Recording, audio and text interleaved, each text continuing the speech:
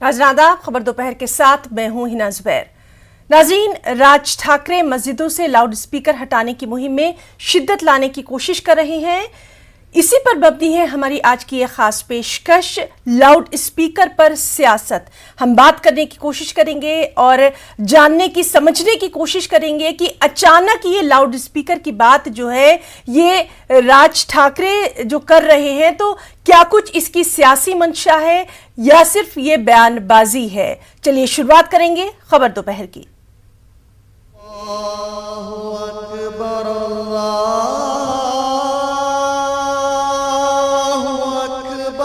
या मशिदींवरच्या भोंग्यांचा अख्ख्या देशाला त्रास होतोय, ह्याच्यामध्ये धार्मिक विषय कुठे आहे?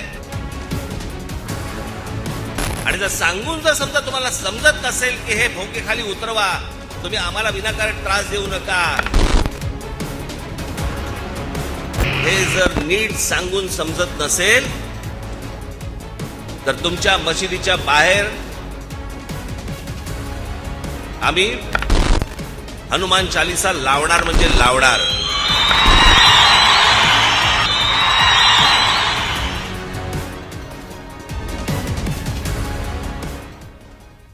जी हाँ, राज ठाकरे मस्जिदों से लाउड स्पीकर हटाने की मुहिम में शिद्दत लाने की कोशिश कर रहे हैं, लिहाजा उनके तेवर सख्त हो गए हैं और बोल जहर बुझे।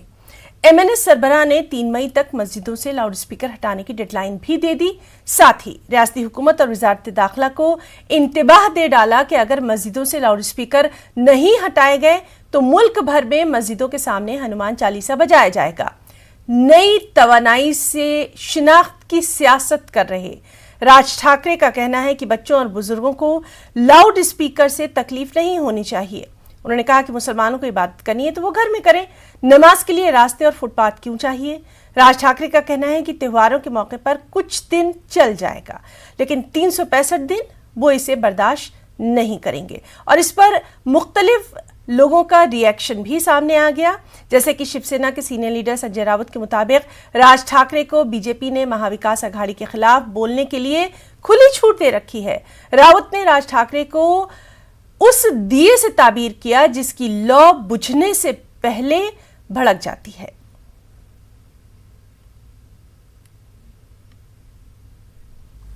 या मशिदींवरच्या भोंग्यांचा अख्ख्या देशाला त्रास होतोय, ह्याच्यामध्ये धार्मिक विषय कुठे आहे?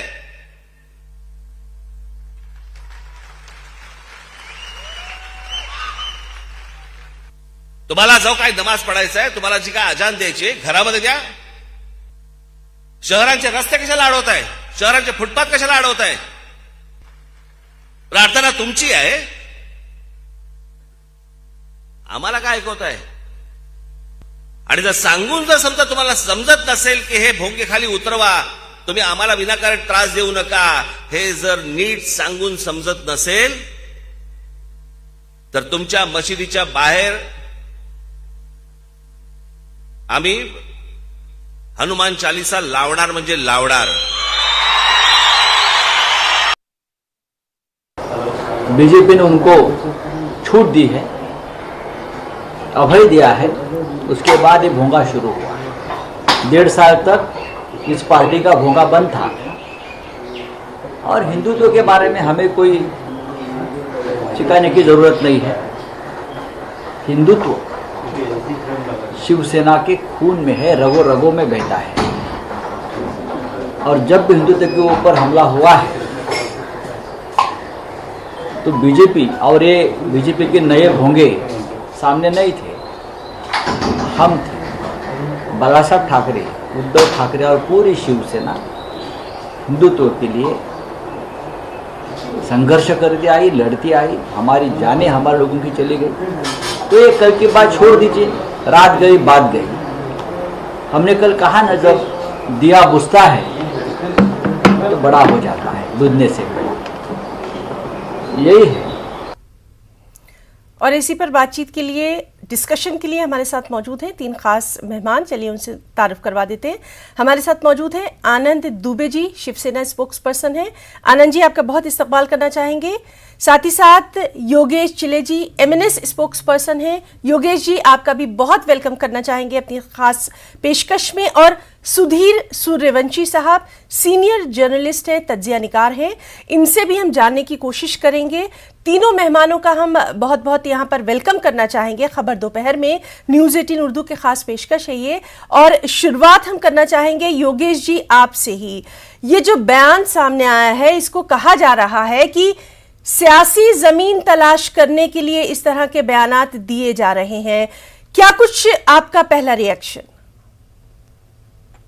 देखिए, पहली बात तो ये है कि अगर आपने ईमानदारी से आदरणीय राज साहब का भाषण सुना होगा कल, तो उन्होंने खुद कही है कि ये बात मैं पहली बार नहीं कह रहा। इसके पहले भी बार बार मैंने मस्जिदों के लाउडस्पीकर का जिक्र किया है, जिसपे सरकार ध्यान नहीं दे रही। अभी हम क्या गलती कर रहे हैं? हम तो यही कर रहे हैं ना कि सुप्रीम कोर्ट ने जो निर्देश दिए हैं उनका आप पालन कीजिए। उसमें किसी मौलवी को क्या दिक्कत है? ये लाउडस्पीकर लगाना मस्जिदों पे ये कोई मौलिक अधिकार नहीं है, ना ये संवैधानिक अधिकार है। तो इसको लेकर क्यों बैठे? इतना हटा दो लाउडस्पीकर, हमें कोई दिक्कत नहीं। आप लाउडस्पीकर हटाते हैं तो हम भी लाउडस्पीकर नहीं लगाएंगे।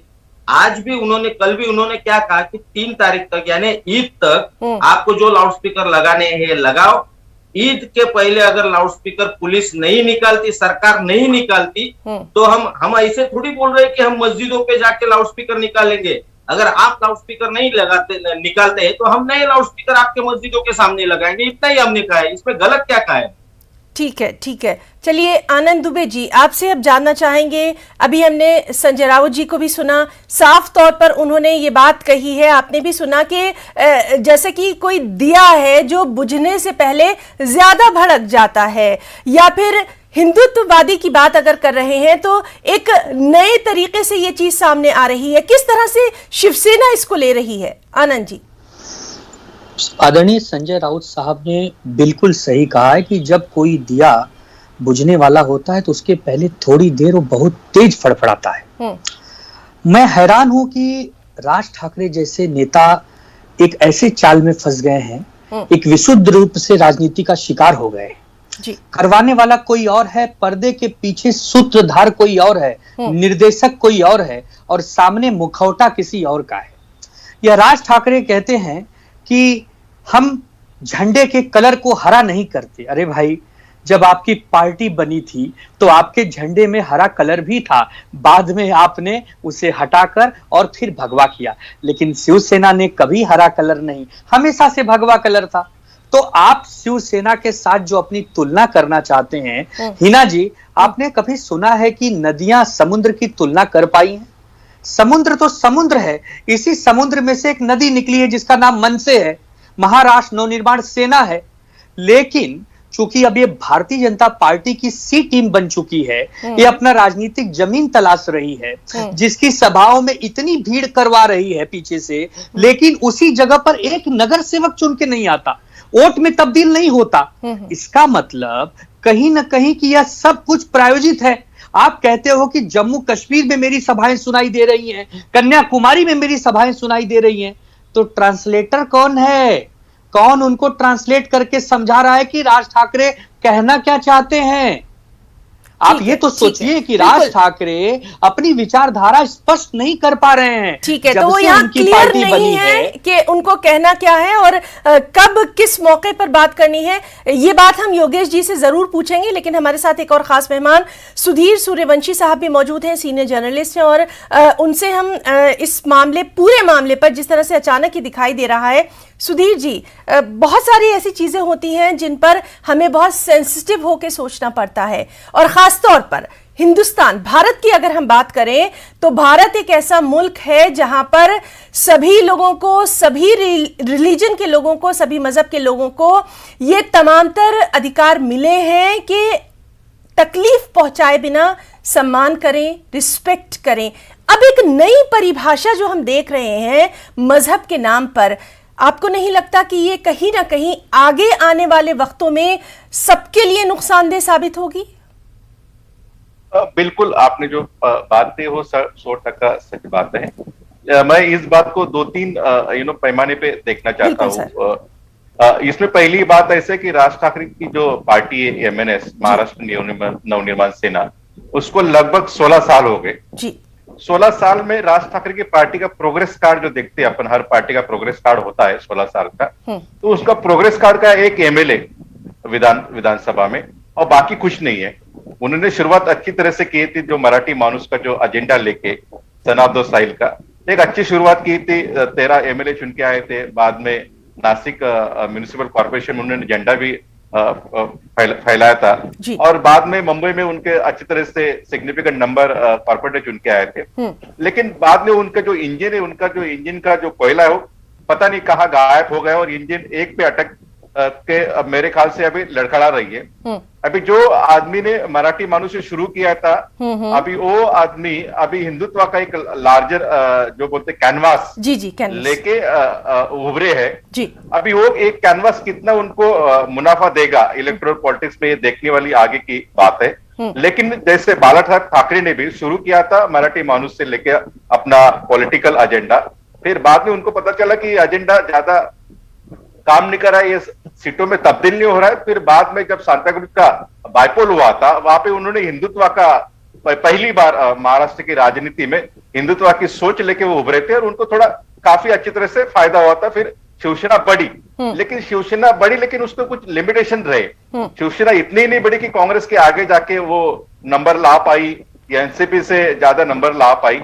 लेकिन हिंदुत्व के एक लिमिटेशन रहती है हर चीज का। जैसे राजनीति में कोई धर्म पंथ का इस्तेमाल किया जाए लेकिन उसका कोई एक लिमिटेशन रहता है। जैसे पश्चिम बंगाल में अपन ने देखा है कि वहां पे बीजेपी ने बहुत सारा प्रयास किया हिंदुत्व का, लेकिन फेल गई। इसी तरह महाराष्ट्र में ऑलरेडी 2-3 पार्टियां जो हिंदुत्व के एजेंडा लेके चलती है। सबसे बड़ी पार्टी है जो मुझे लगता है कि भारत और एशिया का सबसे बड़ा जो मॉल रहता है वो है बीजेपी जी। अब बीजेपी के बाद में दूसरा छोटा मॉल है शिवसेना और तीसरे जैसे अपनी चाय की टपरी और पान की टपरी रहती है वो टपरी है राज ठाकरे की एमएनएस। यानी ये आपस की जो सियासी लड़ाई है, आपस में एक दूसरे से बढ़त हासिल करने की जो बात है, उसके पस मंजर में, उसके बैकग्राउंड में इस तरह के बयान सामने आ रहे हैं।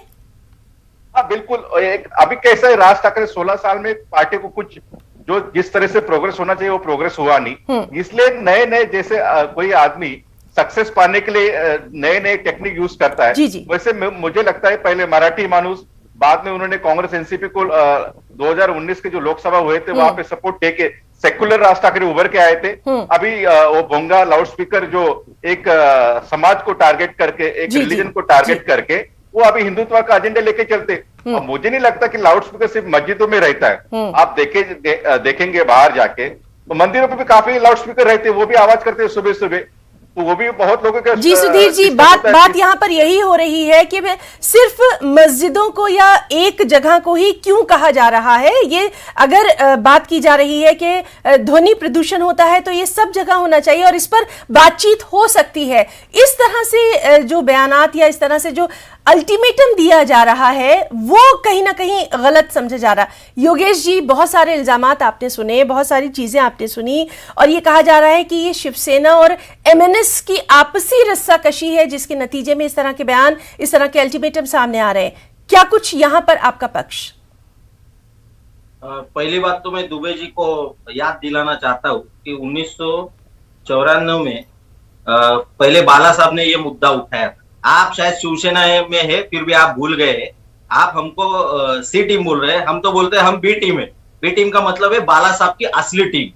आप लोग अभी जो है ना शिवसेना वाले, ये यू टीम हो गई है, यू टर्न लेने वाली टीम, समझे आप।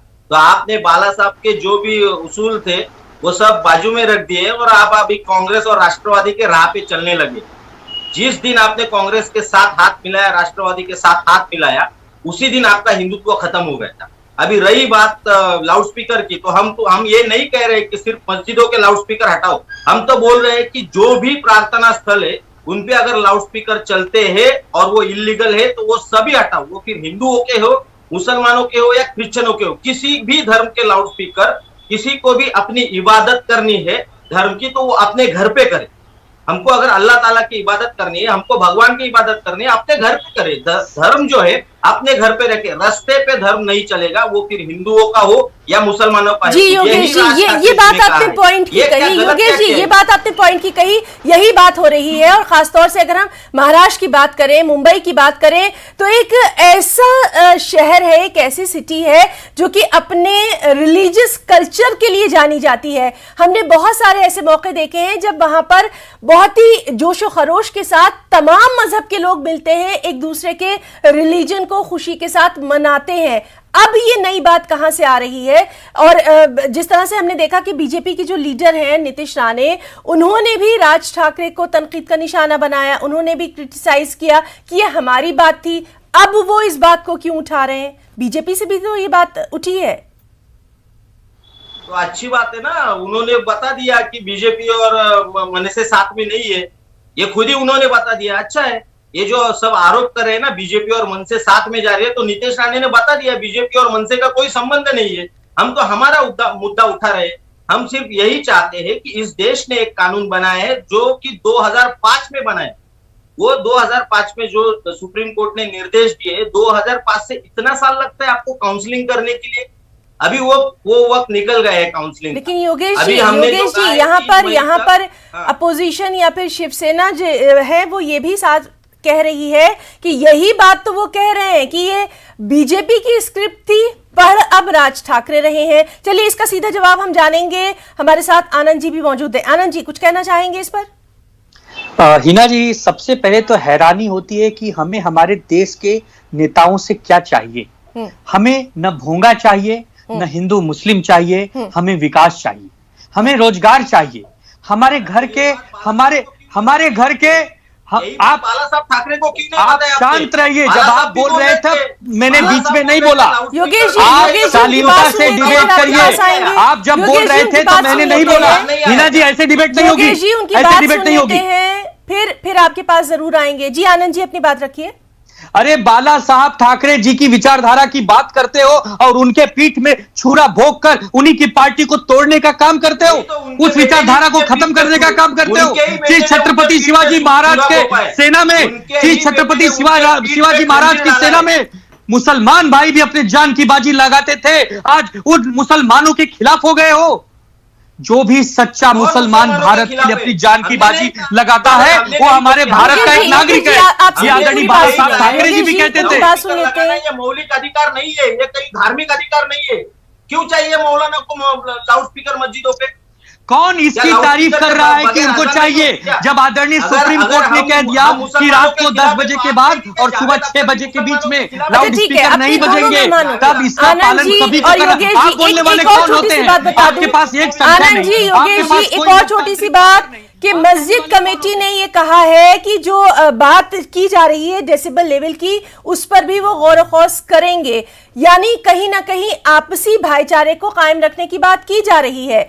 सवाल यहां पर फिर से वही आता है कि अल्टीमेटम देना या इस तरह के बयानात देना, जब आपसी भाईचारे का रास्ता खुला है जिसके लिए भारत जाना जाता है, तब इस तरह के बयानात देने की क्या जरूरत पेश आ गई है? चलिए हम सीधे एक बार फिर से सुधीर जी आपसे हम जानना चाहेंगे। लगातार हम देखते हैं, खासतौर पर चूंकि हम बात कर रहे हैं महाराष्ट्र की, मुंबई की एक ऐसी तस्वीर हम सब शुरू से देखते रहे हैं जहां सारे रिलीजन वाले एक साथ रहते थे। अब जो ये नई पिक्चर सामने आ रही है, कहीं ना कहीं पॉलिटिक्स हावी होती जा रही है आपसी भाईचारे पर। अच्छा, आप लोगों के बहुत बड़े शुभचिंतक हो गए। आपसे जानना चाहेंगे। मुझे ऐसा लगता है जैसे आपने कहा कि मुंबई हर धर्म हर जात पात के लोग रहते।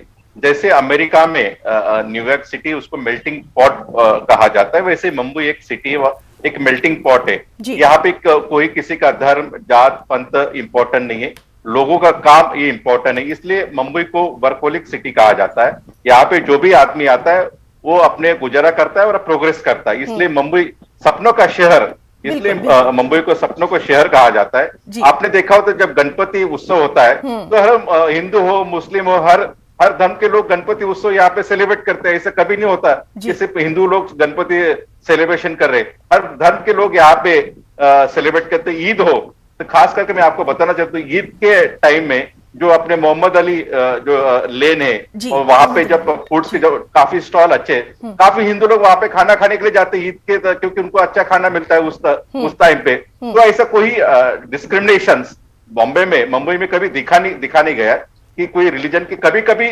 चीजें जब हो जाती है, उसका फैनेटिज्म हो जाता है, कम्युनल एजेंडा पे ऊपर काम होता है। तो 93 की दंगल देखिए, काफी ऐसे छुटपुट घटना हुई, लेकिन लार्जर मेजोरिटी टाइम मुंबई हमेशा इतने बड़ा शहर होने के बावजूद, इतने अलग तरह के रंग ढंग के लोग होने के बावजूद एक पीसफुल सिटी रहा है। ये भारत का सबसे बड़ा और ये वर्ल्ड का सबसे बड़ा सिटी पीसफुल रहा है। यहाँ पे कभी किसी धर्म और जात में कभी ज्यादा अनबन देखी नहीं गई है। इसलिए ये जो भी चल रहा है वो पॉलिटिकल एक एजेंडा है। वो पॉलिटिकल एजेंडा के ऊपर राज ठाकरे कितने सक्सेसफुल होते हैं ये देखने की बात है। मुझे लगता है कि वो जो बड़ी पार्टी उनके कंपटीशन कर रहे हैं, उनका मुझे नहीं लगता उनका जैसे उनको पास में कोई सक्सेस मिला है। ट्रांसलेशन उनको जो तब्दील होना चाहिए, जो भीड़ आती है उनको देखने के लिए, भीड़ की तब्दील कभी फोटो में नहीं होती। इसलिए जो उनका ये इंजन है 17 साल होने के बावजूद भी वही लड़खड़ा रहा है।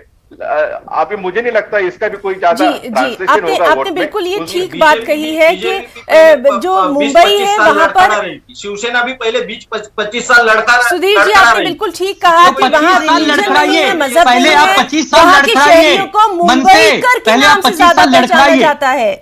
आनंद जी, अब आपसे जानना चाहेंगे, जिस तरह से लगातार ये बात सामने आ रही है, कहीं ना कहीं 25 साल लड़खड़ाइए, आपको सजा है, 25 साल लड़खड़ाइए। आनंद जी हम असल मुद्दे पर आते हैं। लाउड स्पीकर की बात हो रही है, मस्जिदों में लाउड स्पीकर की बात हो रही है, इस अहम मुद्दे पर आते हैं। ये जो मामला अब अचानक से उठा है, तो ये तो तमाम तर मजहब पे लागू होता है, हर रिलीजन पे लागू होता है, किसी से भी किसी को तकलीफ नहीं होनी चाहिए, और इसका ख्याल सब खुद रखते हैं, तो ये बात कहने का तरीका भी होता है। बिल्कुल हिना जी, मैं जवाब दूं? जी आनंद जी। हाँ बिल्कुल हिना जी, कि सुप्रीम कोर्ट का आदेश है कि रात को 10 बजे से लेकर सुबह 6 बजे तक कोई भी लाउड स्पीकर कहीं भी देश में नहीं बजेगा। उसके बाद यदि आपको कभी लाउड स्पीकर बजाने हैं, कोई कथा पूजा करनी है, कोई उत्सव करना है, उसका परमिशन लीजिए, 2, 5, 10 घंटे का, 1 दिन का, 2 दिन का कार्यक्रम करिए और समाप्त कर दीजिए। यह एक नियम है। जैसे हमारे देश में एनआरसी का नियम लाया, सारा देश मान रहा है, उसी तरह आज केंद्र में बीजेपी की सरकार है, पूर्ण बहुमत की सरकार है, राष्ट्रपति उनके पक्ष में है। क्यों नहीं इस पर एक कानून प्रेम मोहब्बत से, ठीक है, वो अलग बात है। आनंद जी, प्रेम मोहब्बत से ला के अगर ला देते, कि राज ठाकरे का जो बयान सामने आया है उसमें कहीं ना कहीं बीजेपी की पॉलिटिक्स है, बीजेपी की सियासत है। भूल गए हिना जी, दुबे साहब शायद भूल गए 2005 में सुप्रीम कोर्ट ने डिसीजन दिया है मस्जिदों पे लाउडस्पीकर नहीं चाहिए। 2016 में मुंबई हाईकोर्ट ने डिसीजन दिया है, तो क्या अभी सुप्रीम कोर्ट और हाईकोर्ट को भी मानना नहीं चाहिए? अरे भाई साहब, तो कौन नहीं मान रहा है? भारत के प्रधानमंत्री और राष्ट्रपति से गुहार लगाइए, लेकिन चेतावनी मत दीजिए कि इतने दिन में हटा दीजिए, नहीं तो हम ये करेंगे, हम वो करेंगे। अरे भैया, कानून व्यवस्था बनाए रखना सरकार की सबसे बड़ी जिम्मेदारी है। योगेश जी, यहाँ पर असल बात यही आ रही है कि बात कहने का जो तरीका है, या आपसी बातचीत के जरिए भी ये बात कही जा सकती थी। बहरहाल इस मुद्दे पर लगातार हम आगे भी बातचीत करते रहेंगे। अपने तीनों खास मेहमानों का, उनका कीमती वक्त देने के लिए हम बहुत बहुत शुक्रिया अदा करना चाहेंगे। आनंद दुबे जी आपका, योगेश जी आपका, और सुधीर सूर्यवंशी जी, आप तीनों का बहुत बहुत शुक्रिया हमारे इस खास प्रोग्राम का हिस्सा बनने के लिए। खबर दोपहर में इतना ही। आदाब।